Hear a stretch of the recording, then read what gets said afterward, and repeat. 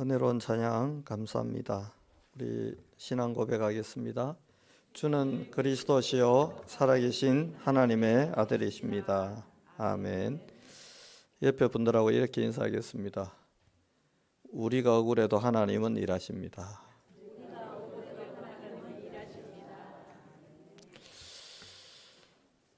전기 배전할 때 송배전을 하죠. 이제 원자력 발전소나 이런 발전소에서 초고압 전기를 만들어내서 변전소까지 이렇게 보내는데 1년에 손실되는 전기가 한 1조 7천억 정도 된다고 해요. 그러니까 한 5년치 그냥 흘러가면서 버려지는 전기가 5년치 모으면 약 한 10조 가까이 된답니다. 왜 이렇게 전기가 손실이 되냐 했더니 전기를 보낼 때 저항이 발생한대요. 그럼 저항이 발생하면서 열이 나는데 이 전기 에너지가 열 에너지로 아마 전환이 되는 것 같습니다. 그러면서 이게 100을 만들어 보내는데 100이 다 끝까지 가는 게 아니래요. 이걸 전기 쪽에서는 전기 저항이다. 그런 이야기를 합니다. 그러면 이 전기 손실을 없애려면 어쩌면 되느냐? 발전소 옆에다가 공장 지어버리면 된대요. 오늘 이 말에 모든 설교 내용이 싹 다 들어있습니다. 우리가 언제 제일 마음의 에너지가 많이 소비가 되죠? 내가 잘못해가 욕 들을 때는 그러려니 당연히 언제 제일 많이 에너지가 마음에 힘이 듭니까? 억울할 때예요. 요셉이 보디발 아내하고 손이라도 한번 잡았으면 덜 억울할 건데 정말 하나님 앞에서 그의 주인 보디발 앞에서 성실하고 온전히 행했는데 돌아오는 것은 오늘 본문에 보면 분노고 결과는 참혹한 감옥에 처박히는 일이었어요. 이때 우리 마음에 분노가 일어납니다. 낙심이 찾아옵니다. 절망이 찾아오고 하나님을 향한 불신앙이 찾아옵니다. 도대체 내가 교회에 이렇게 헌신하고 충성하고 몸 바쳤는데 돌아오는 게 억울한 일일 때 그때 그 저항값은 감당할 수 없을 만큼의 저항값이 우리를 찾아오죠. 그래서 많은 분들이 교회에 대한 이 갈등, 신앙생활에 대한 근원적인 갈등을 하는 것 같아요. 제가 어릴 때 다녔던 교회에 정말 저 성실하게 했거든요. 그러니까 시골 교회에서도 그렇고 저기 제가 마산에서 신앙생활 할 때도 그렇고 고등학교 때 그 목사님이 김구는 목회자 하는 게 좋겠어 그러시는 거예요. 왜 그러냐 했더니 교회 일을 내 일처럼 늘 성실히 하니까. 고등부 임원할 때 주일날 제가 신방 다녔습니다. 결석자 명단 다 뽑아가 누가 시키지도 않는데 애가 타갖고 와 이 교회를 안 왔을까 싶어가. 이게 좀 이상하죠. 전도사님도 안 하는 신방을 제가 했다니까요. 혼자 그러니까 데리고 가가지고 여학생 집엔 혼자 가면 이상하잖아요. 그 남학생 몇 명, 여학생 몇 명 신방팀 만들어가지고 주일날 교회 왜 안 왔냐고 다음 주 꼭 오라고 토요일 되면 또 찾아갑니다. 전화도 하고 막 집에. 그래서 그런지 고등부가 엄청 그 당시 부흥됐어요. 그러니까 이제 담임 목사님 눈에는 제가 전도사보다 나아 보였나 봐요. 그래가지고 이제 자네는 아무래도 목사해야 되겠다고. 몇 년 전에 한 2, 3년 전인가요? 제가 오랜만에 이제 연락을 드리고 수소문을 해서 배웠는데 딱 앉으니까 그러시더라고요. 지금 뭐 하시노? 그래서 목회합니다. 그랬더니 목사 될 줄 알았다 그러시더라고요. 근데 제가 다이렉트로 목회의 길로 들어온 게 아니에요. 대학교 3학년 되니까 억울한 억울한 마음이 자꾸 드는 거예요. 내가 교회 일도 이렇게 열심히 하고 뭐 다 했는데 왜 하나님 내 인생에 이렇게 자꾸 어려운 일을 주실까? 억울한 마음이 자꾸 드니까 이제 나중에는 하나님이 계시나 하는 근원적인 질문이 제 안에 시작된 거예요. 그러니까 제 스스로 하나님 계셔라고 할 만한 응답이 저한테 없고 확신이 없으니까 흔들거리는데, 마침 이 대구에 천주교 들어올 때 처음 시작된 가문에 어떤 여자 후배가 저를 이렇게 찝쩍거린 겁니다. 그래가 걔에 따라 성당도 가보고, 제대로 성당 간 건 그때 처음이었어요. 그 가니까 물 항아리가 그 앞에 있더라고요. 이 물은 뭐고 이제 물어봤더니 뭐 마음을 씻고 죄를 씻고 손도 씻고 뭐 씻는 용도래. 희한한 게 다 있다. 답이 없으니까 억울하니까 절에도 가보고 스님들이 쓴 아주 깊이 있는 책들도 읽어보고, 그렇게 제가 시간을 방황한 적이 있습니다. 근데 그때는 보니까 하나님은 계셨는데 하나님이 나와 함께 계시지 않았어요. 무슨 말이냐 하면 제가 구원의 축복을 못 받았던 겁니다. 그리고 구원을 받고 난 뒤에도 이런 비슷한 억울한 일들이 여러 번 있었습니다. 이런 억울한 상황 속에서 우리가 할 수 있는 선택은 사실은 없습니다. 뭘 할 수가 없어요. 왜요? 억울한데 누가 그걸 알아주면 좋겠는데, 억울한 심정을 갖고 누구에게 말하면 내한테 이런 억울한 일을 끼친 놈 내가 욕을 내야 되잖아요. 믿고 말했더니 이 사람이 가가지고 억울한 일을 만든 놈 찾아가서 내가 한 말에 살뼈 더 붙여가지고 말하는 바람에 원수가 아니고 철천지 원수가 되도록 중간에서 아주 중요한 역할을 해버리니까 마음에 이 놈도 내가 못 믿고 저 놈은 원래 못 믿을 놈이고 자꾸 뭐해지지요? 외로워지는 겁니다. 제가 오늘 메시지를 보면서 제목을 이렇게 길게 적은 이유가 있습니다. 무엇으로도 제한할 수 없는 인생이 되었구나. 서대반을 한 길가에 세워놓고 온 동네 사람 보는 데서 돌로 때려 죽이면 그 처참한 죽음을 보고 기독교인들이 두려워 떨 줄 알았는데, 오히려 몇 명이 완전 성령 충만 받고는 베니게와 구버로와 이 지역을 훑으면서 제자를 찾아내고 그 제자들 데리고 안디옥에서 본격적인 전도 운동을 펼치는데, 이게요 상상할 수 없는 응답이 시작되는 거예요. 사단이 할 수 있는 거는, 뱀을 우리가 독사를 겁내는 이유가 뭡니까? 그 대가리에 숨어있는 그 이빨 때문이에요. 이 이빨이 치명적인 독을 먹고 있는 독샘과 연결돼서 물리는 순간 독이 몸 안에 주입이 되니까 그게 무서운 거지. 그 7.4는 뭡니까? 7번 걸음 걷기 전에 물리는 순간 7걸음 걷기 전에 죽을 만큼 치명적인 독이 있다. 뭐 시골에 보니까 제가 어릴 때 까치독사, 살모사, 7.4 뭐 이런 뱀들이 있더라고요.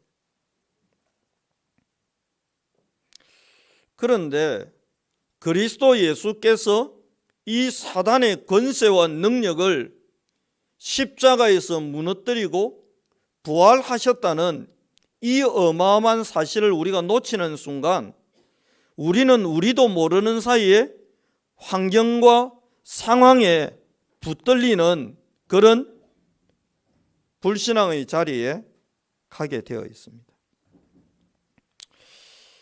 손실을 줄이려면 좀 전에 말씀드렸잖아요.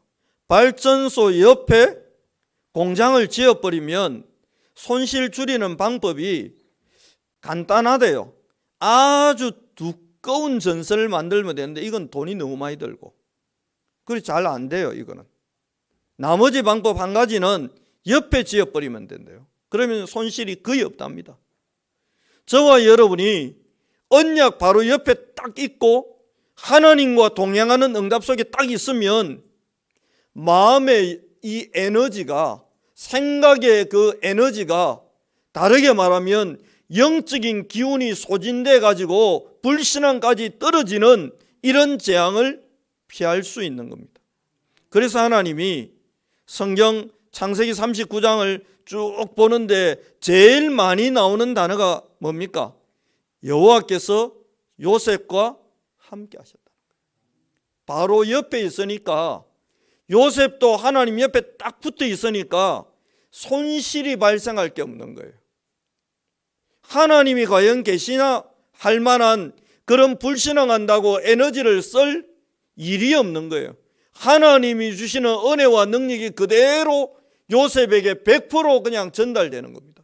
그러니까 어떤 일이 벌어집니까? 오늘 성경에 나타나는 이런 놀라운 일들이 벌어지는 겁니다.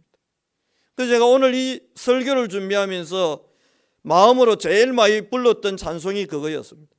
내가 주께로 지금 가오니. 내가 주님께 가서 붙어버리는 게 제일 빠른 길이구나. 왜냐? 불신앙할 요소들과 상황들은 너무 많습니다. 그래서 사단이 머리가 깨져가지고 그 치명적인 도구로 우리를 지옥까지 끌고 못 가니까 뭐 한다고요? 속이는 거예요. 혼미케 하고 미혹게 하면서 우리를 속이는 것 말고는 사단이 할 수 있는 게 없습니다. 그래서 안 속으면 되는데. 본론으로 들어가겠습니다. 첫 번째는 언약의 대전제입니다. 저와 여러분이 어떤 상황을 만났습니다. 이것 때문에 내가 무너질 것 같고 망할 것 같고 잘못될 것 같고 이러다가 큰일 날 것 같은 상황이 여러분과 저에게 올 수가 있잖아요. 그때 대전제를 놓치면 큰일 나요. 대전제는 뭡니까? 요한복음 16장 33절 예수님 뭐라 했습니까? 내가 세상 이겼다. 근데 이러다가 망하는 거 아니냐? 망하게 만드는 세상을 내가 이겼다.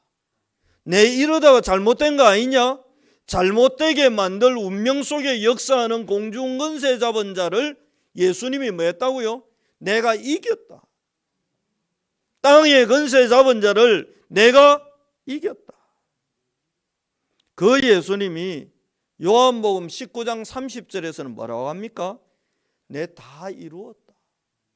우리가 응답받아야 되는데 모든 걸림돌을 제거하고 하나님과 동행할 수 있는 길을 예수님이 확실하게 열어놓으셨기 때문에 싹 다 이루었다. 율법의 요구를 완성하고 내가 싹 이루어놨으니까 복음 누리라는 거죠.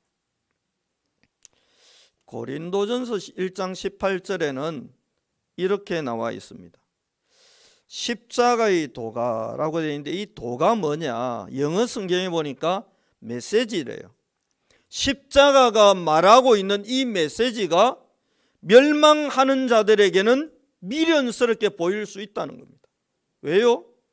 요셉이 탄원서도 내고 변호사도 선임하고 항소도 하고 상고도 하고 계속 법정 싸움하고 여론전하고 이러면 될 건데 이 미련한 양반이 그냥 끌어다 놓은 보리자루처럼 그냥 멍하니 있는 것처럼 보이니까 옆에서 보면 어떻습니까? 답답한 거예요. 답답한 거예요. 뭐라도 하지.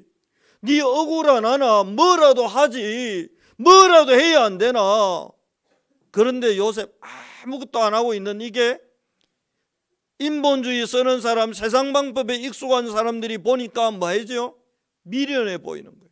그런데 요셉은 뭘 붙잡고 있지요? 십자가 이 메시지를 딱 잡고 있는 겁니다. 나는 절대 망할 수 없다. 왜냐? 예수가 내 대신 망해버렸다.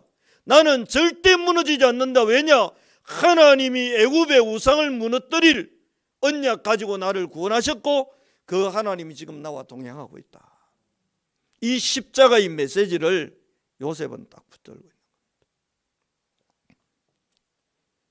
그래서 십자가의 메시지를 정확하게 붙잡고 있는 구원을 얻을 우리에게는 이 십자가의 메시지가 뭐라고요? 하나님의 능력이 된다고 이야기합니다. 목사님, 내가 이리 시름시름 앓다가 죽으면 어떡해요? 예수님이 시름시름 앓다가 죽은 게 아니고 창에 옆구리 찔리고 손에 못 찔리고 머리에 콘크리트 못보다 더 긴 가시가 달려있는 가시 면류관 쓰고 온몸에 피땀 다 쏟아내는 고통 속에 매달려서 죽어주셨기 때문에 여러분은 그렇게 시름시름 앓다가 죽을 이유가 없습니다. 대전제를 놓치지 마세요. 예수가 우리를 대신해서 저주받고 끝냈습니다. 로마서 8장에 보면 감옥에도 들락거리고 쉼없이 두들겨 맞고 돌에 얻어 터지고 독사에도 물리고 배신도 당하고 이랬던 바울이 로마 교회에 보낸 편지글 속에 인용된 부분을 제가 한번 읽어드리겠습니다. 기록된 바 우리가 종일 주를 위하여 죽임을 당하게 되며 실제 바울 돌 맞아 죽었잖아요. 도살을 양같이 여김을 받았나이다 함과 같으니라. 이게 바울이 겪던 실제 현실입니다. 도살당할 양같이 여김을 받았다. 바울 언제 죽을지 몰라요. 심지어 어떤 때는 여러분 속구리 같은 거 타고 탈출한 적도 있습니다. 끈 매달고 그리 위험한 일을 겪었어요. 그 사람이 실제 이런 위험을 겪고 쓴 글입니다. 37절입니다. 그러나 이 모든 일에 이 억울하고 위험하고 고통스럽고 답답하고 숨도 못 쉬겠고 앞날이 도저히 안 보이고 이 모든 일에 여러분이 지금 겪고 있는 원인도 모르고 답도 없는 것처럼 보이는 그 모든 일 속에서 죽임당하고 실제 도살을 당할 양같이 그렇게 무너지는 게 아니고 이 모든 일에 우리를 사랑하시는 이로 말미암아 우리가 넉넉히 이기느니라. 그러니까 이게 참 성경이 너무 멋있는 거예요. 간당간당하게 이기도 다행인데 넉넉히 이기느니라. 이번에 그 아시안 게임 수영 하는 그 우리 한국 젊은이들 제가 보면서 대단하다 싶다. 수영은 원래 중국 뭐 미국 이런 나라가 원래 잘하고 일본이 우리보다 훨 잘했는데 이번에 보니까 막 애들이 그냥 어떻게 숨 안 쉬고 호흡을 하는지 기도를 하는지 모르겠는데 확 달려가지고 넉넉하게 막 뭐 진짜 머리에 한 4개 5개 차이로 가니 쭉 치고 나가가지고 막 보다 보면 편안하게 볼 수 있어요. 넉넉히 이기느니라. 누구로 말미암아요? 이 모든 일에 내 힘으로? 아니요. 우리를 사랑하시는 이로 말미암아. 다 요셉 시래도 괜찮아요. 하나님이 요셉을 너무 사랑해요. 그래서 하나님이 요셉을 지금 어디까지 데려온 겁니까? 애굽까지 데려온 거잖아요. 38절입니다. 내가 확신하노니 사망이나 생명이나 천사들이나 권세자들이나 로마의 권세 잡은 자들이나 현재일이나 장래일이나 능력이나 높음이나 기쁨이나 다른 어떤 피조물이라도 우리를 우리 주 예수 그리스도 예수 안에 있는 하나님의 사랑에서 끊을 수 없으리라. 왜 없느니라가 아니고 없으리랍니까? 앞으로도 바울은 무수한 고난을 만날 거고 억울한 일 만날 거고 구리 장색 알렉산더 같은 사람이 배신하고 떠나는 일도 겪을 거고 평생 세계복음을 하자고 했던 그 인물이 세상 좋다고 세상으로 떠나는 일도 겪을 거고 그런 어마어마한 일들 계속 겪겠지만 결국 하나님의 은혜로 나는 이기게 될 것이다. 이 고백을, 믿음의 선포를 로마에 있는 성도들에게 하고 있습니다. 여러분이 그리스도 예수 안에 있는 하나님의 사랑을 받은 자들이기 때문에 주변에서 뭘 덮어 씌우고 누명을 씌우고 억울하게 만들고 모함을 하고 거짓말을 퍼뜨리고 그게 여러분의 인생을 결정할 수 있느냐? 미안하지만 그게 여러분의 인생을 결정하는 게 아니에요. 가난이 여러분의 인생을 결정합니까? 저는 그런 줄 알고 가난에 지배당해가지고 저 산골짜기 분교에 선생님 하려고 교대 지원했는데 하나님 은혜죠. 합격하고도 불합격한 줄 알아가지고 입학금을 못 내가지고 나중에 알았어요. 합격한 걸. 이미 등록 시간 다 지나버리고 예비 순번으로 있던 사람이 제 자리를 차지한 거죠. 하나님은 은혜였습니다. 왜냐? 저는 평생 그렇게 가난에 지배당하고 살 줄 알았거든요.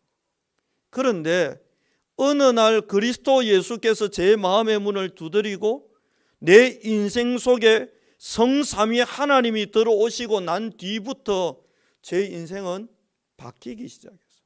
어떻게 바뀌었냐? 제 능력치, 제 배경, 제 가진 것 아무 관계없이 보좌의 능력으로 하나님이 일하는 걸 체험하기 시작했어요. 그리고 인생을 바꿔버리더라고요. 왜 여러분과 제가 억울한 일을 당해도 그 막 마음 쓰고 속상해갖고 끙끙 앓다가 병들 이유가 없느냐? 로마서 5장 8절에 우리가 아직 죄인 되었을 때 그리스도께서 우리를 위하여 죽으심으로 우리에 대한 하나님의 사랑이 확정됐다고 하잖아요. 그 놈이 내 인생을 이리 만들었어. 그거는 복음 밖에 있을 때 이야기예요. 제가 대학원 시험 친다고 했을 때 그 무슨 정식이라는 선배가 있었는데 이 선배가 그랬어요. 불교 아주 골수분자였는데 저 새끼가 대학원 합격하면 내 손에 장지진다. 실제로 제가 시험 치러 가보니까요. 서울의 명문대 나온 사람부터 아주 뛰어난 사람들이 그 막 와 있어요. 그 대학 졸업하고 바로 대학원 시험 치러 지금 온 거는 내밖에 없어요. 근데 희한하죠. 당당하게 합격했어요.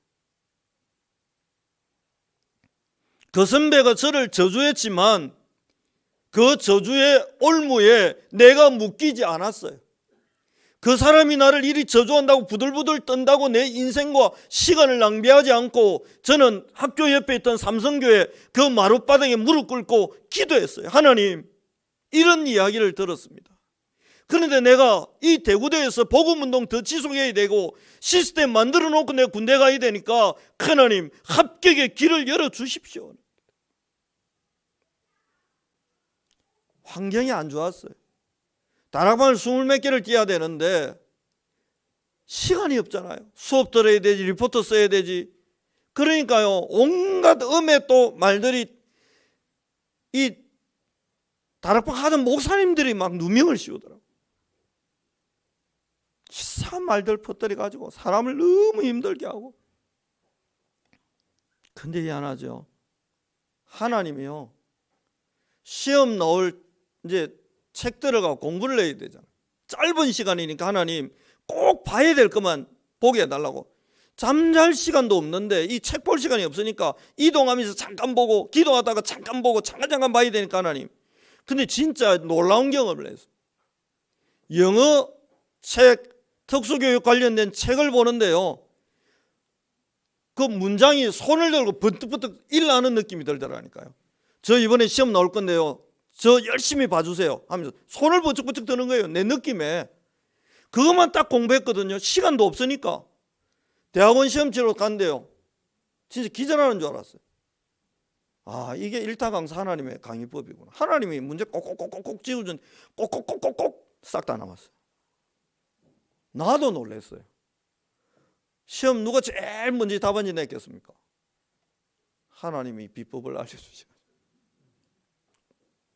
일반적인 학생들은 그러지 마세요. 여러분 시간 많잖아요. 다락방 20몇 개 뛰지 않으면 이게도 아무래도 하나님 응답 안 할 겁니다. 그러니까 제한을, 환경과 상황과 여건이 저를 계속 제한하는데 하나님은 뭐 했냐? 내가 죄인 되었을 때 나를 위해 죽으심으로 그리스도 예수께서 우리에 대한 하나님의 사랑이 이미 그때 뭐 됐어요? 확정되어 버렸어요. 죄와 사망의 법에 해방시켜 버렸어요. 더 이상 운명 따라, 환경 따라, 뭐 재수 따라, 주변 따라, 사람 따라, 말 따라, 뭐 전혀 그것 따라가는 인생이 아니고 성부, 성자, 성령 하나님과 함께하고 동행하는 인생으로 하나님이 만들어버린 겁니다. 로마서 5장 9절에 이렇게 말씀합니다. 그러면 이제 우리가 그 피로 인하여 의롭다 하심을 얻었은즉, 의롭다 하심을 얻었은즉. 요셉을 강간미수범이라는 오물을 뒤집어 씌워가지고 그를 죄인으로 만들었는데 뭐라고요? 그 피로 말미암아 우리가 의롭다 하심을 얻었은즉, 하나님은 계속 뭐라고 하느냐? 요셉은 죄인 아니고 의인이다. 요셉은 사단의 종노릇할 인생이 아니고 죄와 사망의 법 공중권세 잡은 자에게서 해방받은 의인이다. 의로운 내 백성이다. 하나님이 인을 쳐버린 겁니다. 그래서 5장 9절 뒷부분에 이렇게 나옵니다. 참 재미있는 표현인데, 더욱 그로 말미암아, 예수 그리스도로 말미암아 진노하심에서 구원을 얻을 것이니. 오늘 여러분 이 창세기 39장에 뭐라고 되어 있습니까? 그의 주인이 자기 아내가 자기에게 이르기를 당신의 종이 내게 이같이 행하였다는 말을 듣고 심히 노한지라. 요셉은 사원 노예이기 때문에 그 자리에서 죽여버려도 돼요. 아무도 뭔 말 못해요. 변호해 줄 시간도 없어요. 심히 노했는데 그 진노에서 요셉이 뭐 받았습니까? 구원받았잖아요. 이게 구원의 축복입니다. 이게 구원의 비밀입니다. 이 속에 누가 있느냐? 저와 여러분이 지금 이 속에 있는 겁니다. 원래 우리는 어떤 모습이었습니까? 로마서 3장 23절. 우리가 뭔 사람이었다고요? 모든 사람이 니네 할 것 없이 요셉에게 억울한 누명을 덮으씌운 이 보디발의 아내 같은 이런 사람만 악한 게 아니고 우리가 모든 사람이 죄를 범하였음에 하나님의 영광이 이룰 수 없게 됐는데 그리스도 예수의 십자가의 은혜로 말미암아 저와 여러분이 어떤 억울한 환경과 상황 속에서도 하나님과 만나고 하나님과 동행하고 하나님의 능력 속으로 들어가고 하나님의 보호 속으로 인도 속으로 들어갈 수 있는 그 영광스러운 축복을 받았다는 것이죠. 그래서 바울이 갈라디아 2장 20절에 그렇게 선포하는 겁니다. 내가 그리스도와 함께 십자가에 못 박혔다. 무슨 말입니까? 옛날에 스데반 돌로 때려 죽이라고 말했던 그 나의 과거의 상처가, 부끄러움이 내 앞길 막을 수 없다. 왜냐? 십자가의 피로 끝냈다. 여러분의 과거에 묶이지 마시기를, 주변 사람들이 만든 그 상처에 매몰되지 마시기를, 여러분은 이미 구원받은 하나님의 백성이므로 여러분을 묶고 여러분을 눌러 그 자리에 주저앉게 만들고 다리 힘 풀리게 만들고 맥 빠지게 만들고 기운이 빠지게 만들려고 하는 그 사단이 주는 저항에 여러분이 그 간섭에 묶이지 마시기를 살아계신 그리스도 예수 이름으로 축복합니다. 사람도 사단도 환경도 그 어떤 것도 나와 동행하고 계신 하나님의 걸음을 막을 수는 없습니다. 그래서 어제 제가 찬송을 막 고르다가 그 중에 하나, 내 평생에 가는 길 순탄하여 늘 잔잔한 강 같든지, 종교 생활할 옛날에 저는 늘 잔잔한 강 같든지 이것만 있으면 좋겠다 싶었어요. 근데 이 복음을 알아가니까요, 큰 풍파로 무섭고 어렵든지 나의 영혼은 늘 편하다. 이게 되는 거예요. 도전유 청년이 지금까지 참 귀한 헌신을 하고 이제 돈 벌러 올라간다더라고. 공부도 해야 되고. 그렇죠. 방송을 누가 하지? 그러다 제가요, 확성기 생각이 나더라고. 확성기. 그리고 이 정도 아담한 공간이면 굳이 모니터에 내 얼굴 안 나옵니까? 지금 안 나오네. 저 꺼져 있어도 제 얼굴 보는데 뭐 크게 지장이 있습니까? 크게 없잖아요. 김영희 권사님, 내 얼굴 안 보입니까? 보입니다. 그러니까 그럼 자막 못 넣으면 어떡하지? 가만히 생각해 보니까 제 어릴 때 교회, 시골 교회 가면 전지 큰 종이에 화선지 큰 데다가 가사 적어 갖고요, 그거 이렇게 넘기면서 찬송 불렀던 기억도 나더라고. 그러고 성경책 들고, 여러분 원래 교회 올 때는 이거 들고 와야 됩니다. 핸드폰 들고 오지 마시고. 요새 핸드폰 안에 다 넣어갖고 오는데 이거 보고 부르면 되지 뭐. 우리가 언제부터 이 밑에 자막 보고 뭐 찬송 불렀다고. 그러니까 그렇게 제 마음이 딱 확정되고 나니까요, 뭐랄까요, 편안한 거예요. 그렇다고 뭐 지휘자 보고 지금 올라가서 그냥 그래도 소리하고 제일 관계 있는 사람 아닙니까? 우리 교회 중에 소리하고 제일 관계 있는 사람은 누구예요? 소리하고 관계 있는 사람 지휘자잖아요. 그래서 지휘하지 말고 소리 관계 있으면 올라가서 소리 만지라고 할 수는 없잖아요. 다윗이 그런 고백을 안 합니까? 사망의 음침한 골짜기로 다닐지라도 해를 두려워하지 않을 것은 주께서 나와 함께 하심이라. 그러니까 이 대전제를 여러분과 제가 놓쳐버리면 계속 불신자처럼 상황 따라, 환경 따라, 문제 따라, 말 따라 흔들리게 되는 거지. 본론 두 번째는 이 은혜 속에서, 이 은혜 속에서 요셉이 무수한 문제들을 계속 만나왔습니다. 그런데 요셉이 어디에 있었냐? 이 은혜 속에 있었어요. 지금 보디발이 저놈 단칼에 목을 베라, 그건 고마운 거예요, 여러분. 화가 풀릴 때까지 멍석에 말아놓고 패서 죽이라, 혹은 장대에 매달아 가지고 발끝에 바늘로 하나 찔러 가지고 피가 한 방울씩 한 방울씩 떨어지는 고통 속에 죽게 만들어라, 삐쩍 말라서 죽도록 만들어라, 할 말이 없는 지금 상황이에요. 요셉이 억울합니다라고 말하면 될 건데, 사전에 고발했으면 될 건데 안 했어요. 지금 요셉은 생존이 걸린 문제를 만났잖아요. 근데 그 문제가 요셉의 마음에 간섭을 일으키고 저항을 일으켜 가지고 낙심하도록 안 만들었습니다. 왜냐? 요셉은 하나님과 딱 붙어 있었거든요. 여러분이 하나님과 딱 붙어 있습니다. 일 생기면 사람 찾아가가 이거 어떻게 생각하노? 그게요, 자꾸 더 큰 저항 속으로 들어가는 거예요. 믿음의 말을 해주면 되는데 그걸 안 해주는 거예요. 믿음의 말 해주면 되는데 그걸 안 해주는 거예요. 믿음의 말 해주면 되는데 그거 해줄 사람이 별로 없어요. 그러니까 자꾸 이제 더 큰 저항 속으로, 간섭 속으로 들어가는 거 아닙니까? 근데 요셉에게는 이게 전혀 간섭이 안 됐어요. 왜 그럴까요?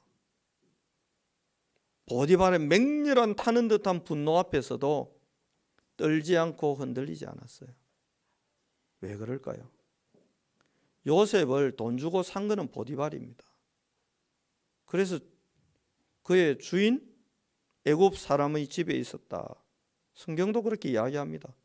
그의 주인이 3절에 여호와께서 그와 함께 하심을 보며 2절에 그의 주인 애굽 사람의 집에 있으니 그 겉으로 보면 그렇습니다. 그런데 요셉의 진짜 주인은 누굽니까? 보디발 마음대로 못합니다. 왜 그렇습니까? 요셉 인생은 하나님의 마음에 계획하신 대로 되는 겁니다. 우리 교회, 여러분의 인생 하나님 언약대로 되는 겁니다. 여러분의 미래 언약 잡고 기도하는 그대로 되게 되어 있습니다. 저는 그걸 믿습니다. 요셉이 그걸 믿었던 거예요. 여러분의 인생은 운명은 사단이 결정합니다. 구원받고 나면요 언약대로 되는 겁니다. 그 찬송에 나와 있잖아요. 언약하신 대로 이룰 것이니 아무나 그 언약 받을 수 있네. 누구라도 언약 받고 언약 잡으면 돼. 여러분이 오늘 지금 이 시간 그리스도의 언약을 딱 잡으시기 바랍니다. 본론 3번입니다. 하나님은 이 억울한 상황 속에서 어떻게 합니까? 본론 3번. 하나님의 큰 그림이에요. 요셉을 어디로 이끌어가지요? 왕의 관심 속에 있는 죄수를 가두는 감옥으로 하나님이 이끌어갑니다. 여기서 누구를 만나는 겁니까? 왕과 밀접한 관계 속에 있는데 요셉처럼 억울한 일을 당해가지고 감옥에 잠시 와 있는 고위 관료들을 딱 만나는 겁니다. 그래서 오늘 성경의 표현이 참 저는 성경을 참 재미있게 보는데 성경이 뭐라고 합니까? 자, 20절 끝에 보세요. 그 옥은 왕의 죄수를 가두는 곳이었더라. 그 다음 이 문장이 참 기가 막힌 문장이에요. 요셉이 옥에 갇혔다 하고 종결해야 되는데 반전을 이루어요. 요셉이 옥에 매서나 갇혔으나. 이 말이 무슨 말입니까? 갇혔는데 갇힌 거 아니다 이 말이거든요. 갇혔지만 갇힌 거 아니다. 갇혔는데 그 감옥이라고 하는 게 요셉의 마음에 전혀 압박을 못 줬다. 보디발의 서슬퍼런 명령이 요셉의 마음에 전혀 타격을 못 줬다. 왜냐? 여호와께서 요셉과 함께 하시고, 요셉이 얻은 첫 번째 응답, 함께 하시고, 누가요? 혼돈공허 흑암 가운데 있던 이 우주를 완전히 재창조하신 그 하나님, 혼돈공허 흑암의 그 물에 묻혀있던 그 눌려있던 흙덩어리를 가지고 인간을 만드시고 창조하시고 생기를 불어넣으신 그 어마어마한 하나님이 요셉과 함께 하시니까 감옥이 요셉에게 타격을 전혀 못 줬다. 이게 여러분과 제가 누릴 응답이에요. 전혀 타격이 안 되는 겁니다. 뭐하면 하나님과 딱 붙어 있습니다. 하늘과 땅의 권세 가진 예수님이 나와 함께하고 있으면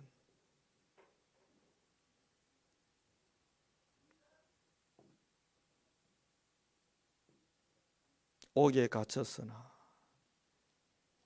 여호와께서 요셉과 함께 하시고, 그 다음 구절은 뭐라고 되어 있습니까? 그에게 인자를 더하사. 이게 인자가 뭐냐면 다른 표현으로 하면 긍휼을 베푸셨다라고 되어 있어요. 요셉도 인간이니까 얼마나 억울하겠어요. 그런데 하나님이 거기에 긍휼을 베푸는 겁니다. 억울하지 않도록. 억울한 게 생각도 안 날 만큼 억울한 게 이만하면 하나님이 거기에 은혜를 한 100을 갖다 부어버렸다. 샘을 빼앗겼는데 하나님이 샘의 근원을 갖다 부어버리니까 이 이삭이 나중에 어쩝니까? 이 근원마저도 야 그거 우리 땅에 있던 거니까 그거 내놔라고 하니까 얼마든지 가지라고 샘의 근원까지 줘버리고 다른 데 갔는데 또 샘이 터지고 샘이 계속 터지니까 불신자들이 보고 두려워 떨게 되는 거예요. 하나님이 뭘 베풀어요? 긍휼을 베푸사. 여러분이 억울한 상처, 과거에 뭐 이렇게 그런 것들 잊어질 만큼 하늘의 복을 여러분에게 하나님은 쏟아 주실 거예요. 어제 제가 저기 영적인 힐링, 선교 힐링 투어 한다고 핵심 끝나고 제가 갔다가 딱 오는데 사모제 태우고 이렇게 쫙 오는데요. 대명동 지나오는데 옛날 제 자취했던 동네를 탁 지나오고 가보고 싶더라고요. 그때 얼마나 추운지 열고 닫는 문이 아니고 미닫이 문이라 항소 바람이 막 푹 들어오더라고요. 희한하게 거기는 또 화장실이 이 옛날 집 안에 또 화장실이 있는 그런 이상한 구조였어요. 겨울에는 이게 은이가 좀 나은데 와 여름에는 이 냄새 구더기 막 팔이 미치겠네. 그 살았던 기억이 나더라고요. 그게 막 지금도 상처가 돼가 막 이가 갈리고 막 그게 없어요. 왜요?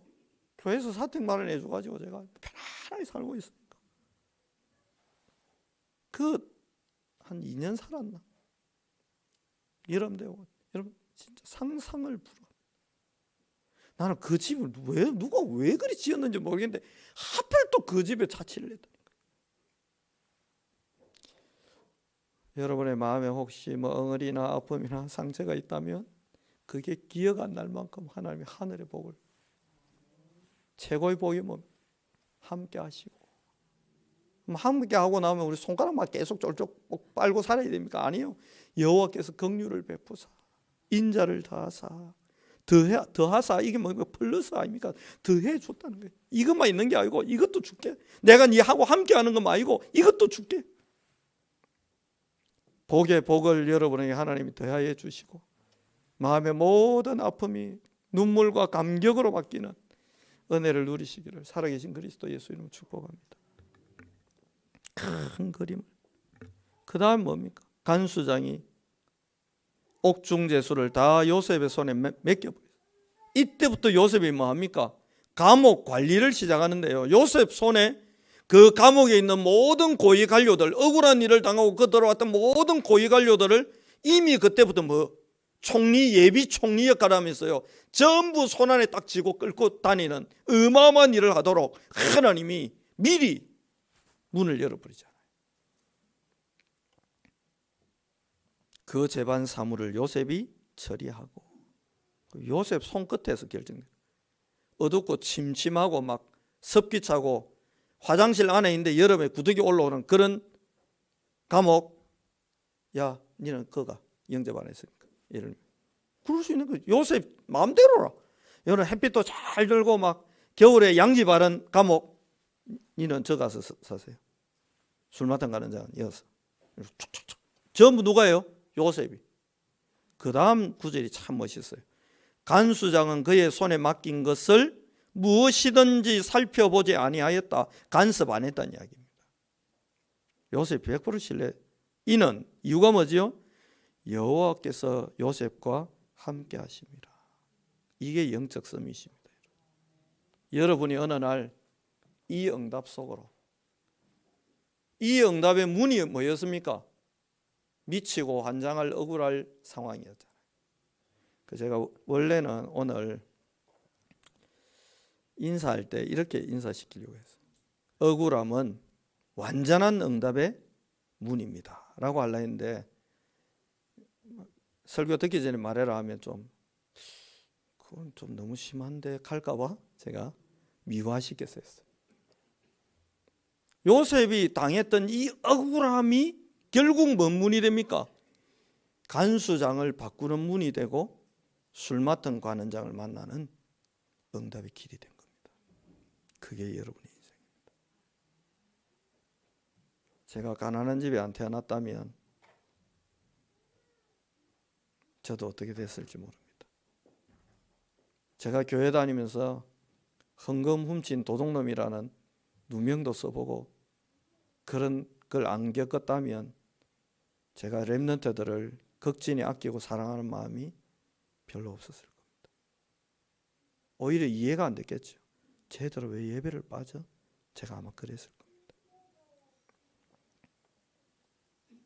하나님은 여러분의 인생 속에 지금 함께하고 있습니다.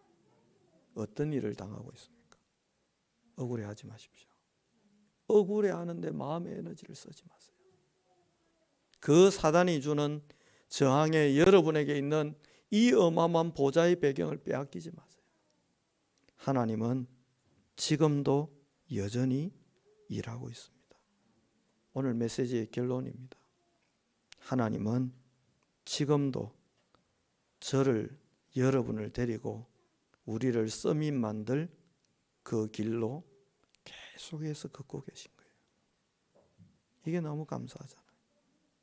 우리는 때로 한눈 팔 때도 있고, 제 아는 어떤 분이 골프를 치는데 목사님인데 그러더라고요. 김 목사 골프가 너무 좋아 그래. 그리 좋습니까? 너무 좋아. 얼마나 좋습니까? 스트레스가 다 풀려. 왜 풀리는데 했더니 골프 공 칠 때 자기 괴롭히는 장로 생각하고 대가리를 생각했대. 엄마야, 엄마야.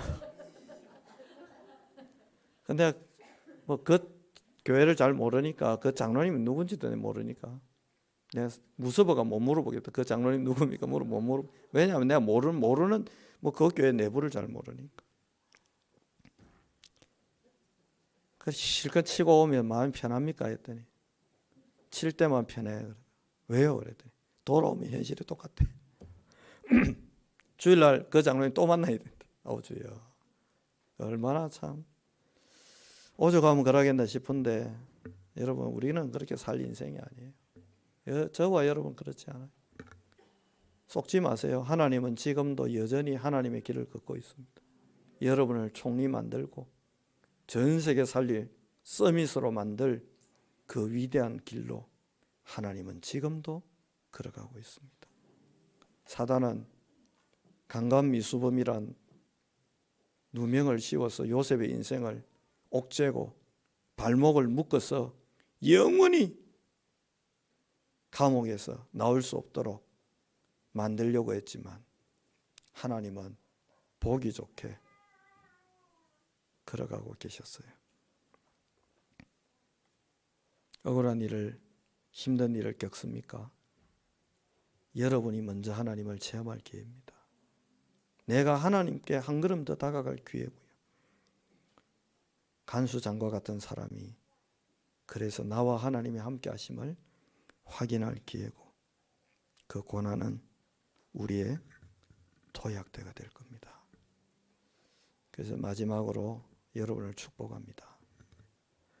여러분에게 요셉에게 주어졌던 이 지속력이 있기를, 요셉이 문제 만날 때마다 퇴보하고 멈추고 낙심하고 비껴가고 후퇴하고 한 게 아니고 하나님과 함께 계속 걸어갈 수 있었던, 이 지속할 수 있었던 그 힘이 오늘 여러분에게 충만하게 임하기를 살아계신 그리스도 예수 이름으로 축원합니다. 우리 말씀 기억하시면서 413장 내 평생에 가는 길 순탄하여, 이 찬양할 때 여러분, 하나님이 이래도 좋고 저래도 좋습니다. 그런 당당함으로 사단을 기죽게 할 만한 그 어떤 믿음을 회복하고 하나님 앞에 찬양하기를 원합니다. 찬양하겠습니다.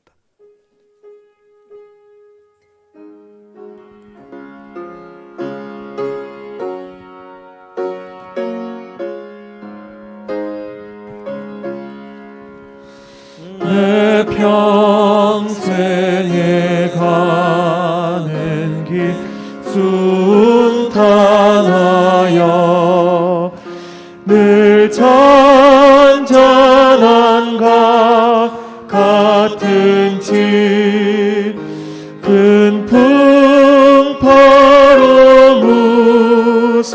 어렵고 어렵든지 나의 영혼은 늘 편하다.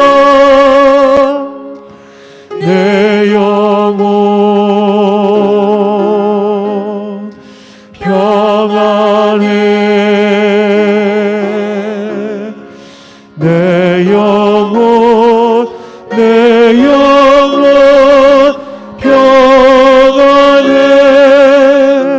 저 마귀는 우리를 삼키려고 입 벌리고 달려와도 주 예수는 우리의 대장되니 끝내 싸워서 이기리라. 내 영혼 평안해. 내 영혼 평안해. 내 지은 죄주 봄빛 같더라도 주 예수께 아뢰며 그 십자가 피로써 다시 쓰사 흰 눈보다 더 정하리라.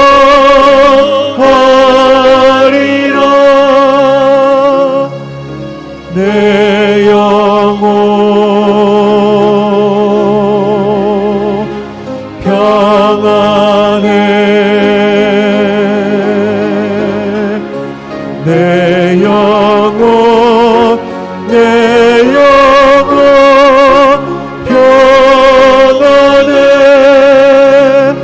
저 공중의 구름이 일어나며 큰 나팔이 울릴 때에 주 오셔서 세상을 심판해도 나의 영혼은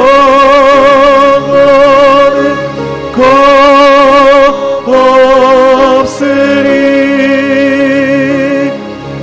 내 영혼 평안해. 내 영혼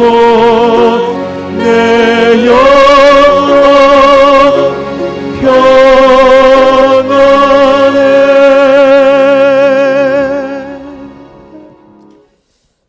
4절까지는 안 부르고 3절만은 더 부르는데, 여러분 성경을 제가 좀 연구를 해보니까 요셉이 장가를 갔는데 장모가 누구였을까요? 성경학자 중에는 요셉의 장모가 보디발 아내였다라고 굉장한 근거를 갖고 주장하는 분이 계세요. 제가 그걸 보면서 야, 이게 말이 되나 싶었는데 3절 부르다가 말 된다 싶더라고요. 오늘 3절을 부를 때 여러분 두 가지를 가지고 부르세요. 내 지은 죄, 그 내가 지은 죄 당연히 하나님 앞에 회개하고 용서받아야 되고, 용서 못할 놈이 있을 거 아닙니까? 그걸 용서해 버리세요. 오늘날 우리가 우리의 죄를, 죄 지은 자를 사하여 준 것 같이 우리 죄를 사하여 주옵시고. 그 말이 무슨 말입니까? 보디발 아내를 용서 안 하잖아요. 보디발 아내가 만든 덫에 내 인생 계속 끌려가야 돼요. 사단이 계속 역사하시도록 돕는 길이 뭐지요? 사단님 계속 역사하시옵소서 하는 게 용서 못하는 거죠. 그 사단의 굴레에서 내가 벗어나는 길 뭐지요? 보디발 아내가 지은 죄를 내가 대신 회개하고 용서해 버리는 겁니다. 그래서요, 결국 그 굴레 안 묶이고 나중에 진짜 보디발 아내가 잘못했는지는 모르겠어요. 근데 굉장한 근거를 갖고 이야기를 해서 제가 싶었는데 오늘 찬송 부르다가 야가 아니고 그래, 그럴 수 있겠다 싶더라고요. 저는 이미 장가 가서 상관없지만 오늘 여러분 마음에 엉어리를 남기는 보디발 아내 같은 사람이 있습니까? 3절 부르면서 용서해 버리세요. 대신 회개해 버리세요. 그때 그 사랑과 그 문제를 통해 여러분의 인생에 덫을 놓고 공격하는 사단의 모든 올무가 벗겨지는 참 해방을 누리게 될 겁니다. 그래서요, 우리 갈 길을 가야죠. 하나님과 총리되는 길, 세계복음화의 길까지 가야죠. 용서의 은혜가 있기를 바랍니다. 3절 부르고 말씀 잡고 잠시 기도하겠습니다.